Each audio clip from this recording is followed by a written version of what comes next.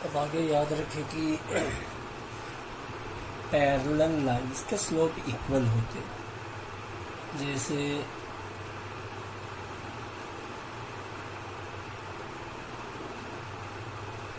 अगर कोई line A B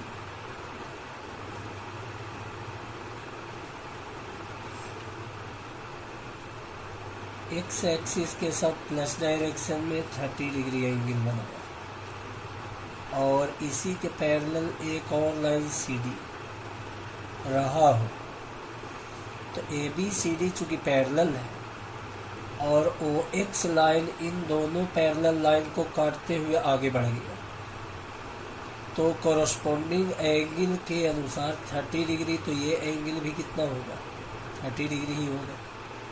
चूँकि ये पैरेलल लाइंस को ये ओ एक्स लाइन काटते हुए चल गया, तो 30 डिग्री, तो ये भी 30 डिग्री कॉरस्पॉन्डिंग एंगल से।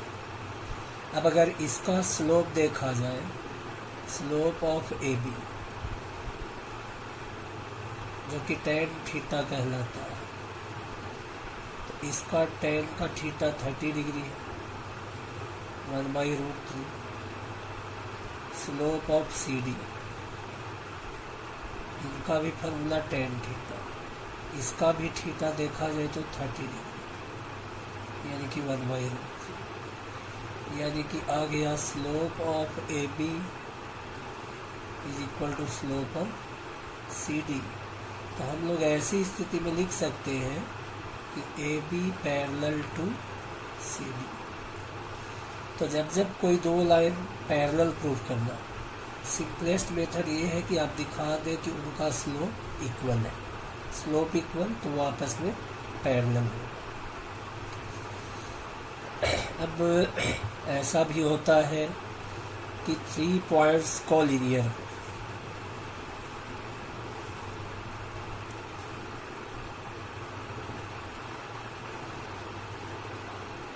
तो अगर कोई 3 points A B C collinear है, एक ही लाइन पर है, कोलिनियर अगर है और इनका एंगल थीटा माना जाए, तो इस स्थिति में स्लोप ऑफ ए बी बोले तो भी tan theta, slope of B C बोला जाए तो भी tan theta, slope of A C तब भी tan थीटा। तो एक्चुअली में रूल ये कहा गया है कि जब भी दिखाना हो कि 3 points A B C are collinear, तो आप तीनों का स्लोप ना निकालें, कोई भी दो का स्लोप इक्वल अगर आ जाए तो माना जा सकेगा कि पॉइंट्स आर कोलिनियर। जैसे अगर किसी सिचुएशन में हम दे दें कि ए बी का स्लोप और बी सी का स्लोप इक्वल है और ये दोनों इक्वल है √3 के, इसका सीधा मतलब ये हुआ कि स्लोप ऑफ ए बी √3, यानी इसका जो भी थीटा रहा होगा वो 60 डिग्री। अब अगर स्लोप ऑफ बी सी का चर्चा करें तो वो भी √3 है, यानी इसका भी tan थीटा √3, यानी इसका भी थीटा 60 डिग्री। अब इस बात को फिगर में स्केच करके देखा जाए तो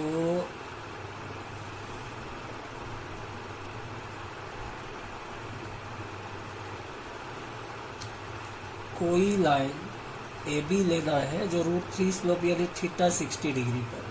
अब मान ले जाए मेरा ए बी ये वाला है, ये ऐसा ए बी है जो थीटा 60 डिग्री बना रहा है, ए बी का थीटा 60 डिग्री। अब बी सी का स्लोप √3, उसका भी थीटा 60 डिग्री। तो बी सी लाइन बी से शुरू होकर सी की ओर, बी से शुरू होकर सी की ओर जाना है, बी से शुरू करना सी की ओर जाना है, लेकिन ऐसा कि वो BC लाइन भी एक्स के साथ इतना ही डिग्री एंगल बनाए। अगर हम लोग BC थोड़ा सा C को अलग डायरेक्शन में ले जाते हैं C, तो इसका थीटा ये 60 डिग्री नहीं हो पाएगा क्योंकि 60 यहाँ है। अगर C हम सोचते हैं कि थोड़ा इधर रहा, तो ऐसी स्थिति में भी BC आगे जा कर के एंगल जो भी बनाएगा वो 60 डिग्री तो नहीं होगा। तो हर हाल में AB जिस सीध में आगे बढ़ा है उसी सीध में कहीं न कहीं पर C रहा होगा, तभी तो कह सकेंगे कि ये BC लाइन भी इधर आकर के 60 डिग्री ही एंगल बना रहा है। तो BC का भी थीटा 60 डिग्री, AB का भी थीटा 60 डिग्री, AB का थीटा 60, BC का भी 60। ये ऐसा तब हो पाया जब ABC कोलिनियर थे। ज़रूरी है कि C वहाँ हो सकता है कि C यहाँ पर हो। ऐसी स्थिति में भी BC 60 डिग्री ही बना रहा है। तो ABC कोलिनियर हो, C उधर हो चाहे C इधर हो। अगर ABC कोलिनियर पॉइंट्स हो तो सिंपली मेथड ये याद रखें कि AB BC और AC में से AB BC AC में से कोई भी दो का स्लोप इक्वल कर दें। अगर आप slope of AB is equal to slope of BC ला दिए तो लिखा जा सकता है directly ABCR collinear. AB BC का स्लोप इक्वल टू कोलिनियर। अगर आप slope of AC is equal to slope of AB ला दी तो भी लिख सकते हैं ABCR कोलिनियर।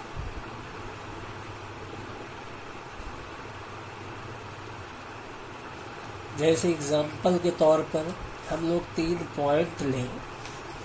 मान ले जाए हमने लिया पॉइंट्स A 3 B -3 11 C 8 0। मुझे ABC 3 पॉइंट्स लिए जानना है कि ये 3 पॉइंट्स कोलिनियर है कि नहीं। तो इसके लिए कई सारे मेथड आप पढ़ चुके हैं, जैसे कि डिस्टेंस फार्मूला से दिखाना हो तो AB + BC is equal to AC type का ऐसा कुछ दिखा सकते हैं। जो भी ग्रेटेस्ट सेगमेंट होगा वो स्मॉलर सेगमेंट के प्लस के इक्वल होगा। एक डिस्टेंस फार्मूला से प्रूव करना सीखे हुए कोलिनियर। दूसरा चेक करना जानते हैं सेक्शन फार्मूला से, M/N वाले फार्मूला से। तीसरा होता है आप एरिया ऑफ ट्रायंगल इसका 0 दिखा दें, एरिया ऑफ ट्रायंगल ABC 0 तो कोलिनियर पॉइंट्स हो जाएंगे। या एक और होता है डिटर्मिनांट 0 करके। आगे के चल करके एक चीज़ और सीखेंगे, इनके हेल्प से इक्वेशन ऑफ लाइन निकाल लिया जाता है और देखा जाता है कि वो कोलिनियर का कंडीशन सेटिस्फाइड कर रहा है कि नहीं। लेकिन फिलहाल हम लोग चर्चा करेंगे स्लोप मेथड। अगर स्लोप मेथड से कोलिनियर है कि नहीं है ये जानना हो तो आप AB BC AC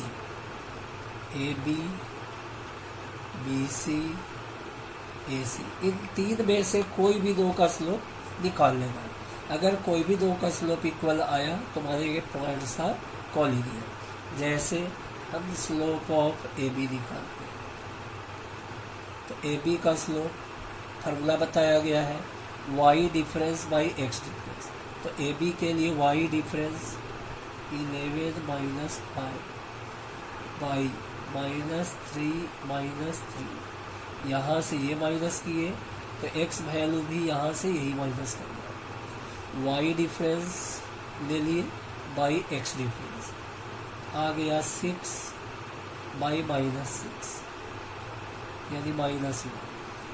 अब ये थीटा नहीं खोज रहे हैं, ऐसे तो स्लोप आ गया -1 यानी tan थीटा हो गया -1 तो थीटा निकाला जा सकता है 135 डिग्री।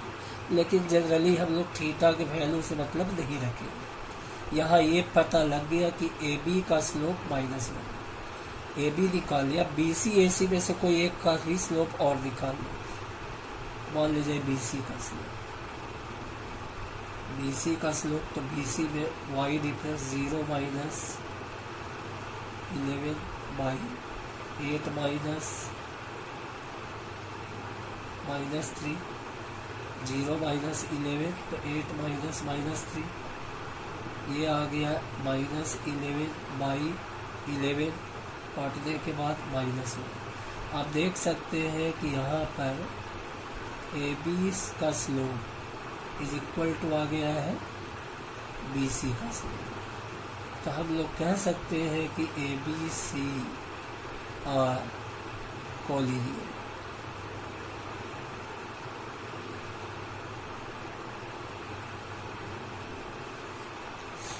ऐसा ही 4 पॉइंट्स के केस में अगर A B C D 4 points दे दिया जाए और चेक करना हो कि A B C D square है, पैरेललोग्राम, ऐसा कुछ चेक करना हो तो पैरेललोग्राम के लिए अब प्रूफ इस मेथड से भी आप कर सकते हैं। पैरेललोग्राम में पैरेलल दिखाने का तरीका बताया गया, स्लोप इक्वल दिखा दो। स्लोप इक्वल हो तो वो दो लाइन्स आपस में पैरेलल माने जाएंगे, पैरेलल लाइन का स्लोप इक्वल होता है। तो अगर 4 points A B C D दे के पूछा जाए, चेक करने के लिए कहा जाए कि पैरेललोग्राम है कि नहीं है, चेक करें, तो आप A B, B C, A C, A D सब का स्लोप निकाल लें और देख ले कि अपोजिट साइड्स के स्लोप इक्वल है या नहीं। जैसे मान ले जाए कि हम एक क्वेश्चन लेना चाह रहे हैं, ए का कोऑर्डिनेट -3 -1, बी का कोऑर्डिनेट 2 -1, सी का कोऑर्डिनेट 1 1, डी का कोऑर्डिनेट -2 1। अब ये चेक करना है कि कैसा ये क्वाड्रिलेटरल है, स्लोप मेथड से जांचना चाह रहे हैं। खास करके पैरेललोग्राम है कि ट्रेपीजियम है। पैरेललोग्राम है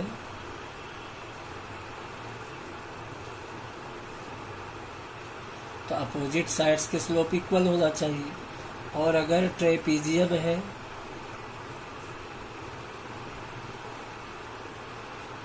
तो एक पेयर तो पैरेलल होगा, अगला पेयर पैरेलल नहीं होगा।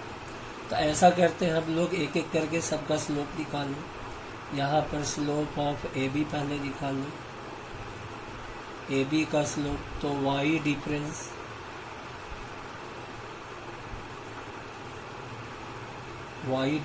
बाई एक्स डिफरेंस, ये तो हो गया 0।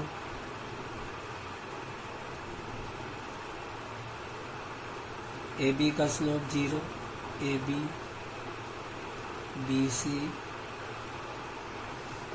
बी सी के लिए -1 इसमें से ये माइनस किए, अब इसमें से ये माइनस किया जाए 2 -1, Y difference by X difference ले लिए -2/1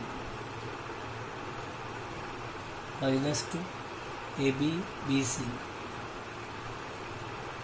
सी डी का निकाल लें,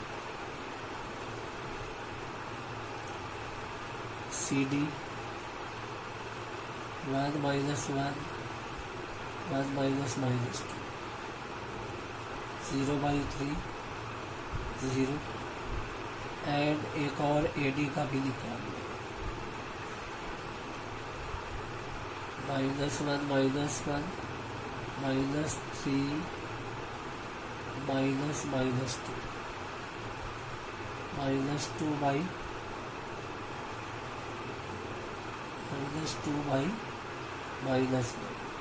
यानी +2। यहाँ देख सकते हैं हम लोग कि अगर ऐसा फिगर रहा होता ए बी सी डी, तो ए बी सी डी का स्लोप इक्वल होता, पैरेलल होने के कारण इनका भी होता। यहाँ देख सकते हैं कि ए बी और C D, slope of A B is equal to slope of C D, यानी कि कहा जा सकता है कि ए बी पैरेलल है सी डी के साथ। A B parallel to C D हो गया। लेकिन देख सकते हैं कि बी सी का स्लोप -2, ए डी का स्लोप +2, यानी कि slope of B C not equal to slope of A D. A B C D का तो स्लोप इक्वल है, इसलिए पैरेलल हो गया। बी सी का स्लोप और ए डी का स्लोप इक्वल नहीं है, यानी कहा जा सकता है कि B C not parallel to A D. तो एक पेयर पैरेलल है, दूसरा पेयर जो है सो पैरेलल नहीं है। एक पेयर पैरेलल, एक पेयर पैरेलल नहीं है, यानी कि फिगर कुछ ऐसा रहा होगा कि ए बी सी डी का स्लोप इक्वल, यानी कि वो पैरेलल होंगे, लेकिन A D B C parallel नहीं होंगे। Therefore A B C D is a trapezium.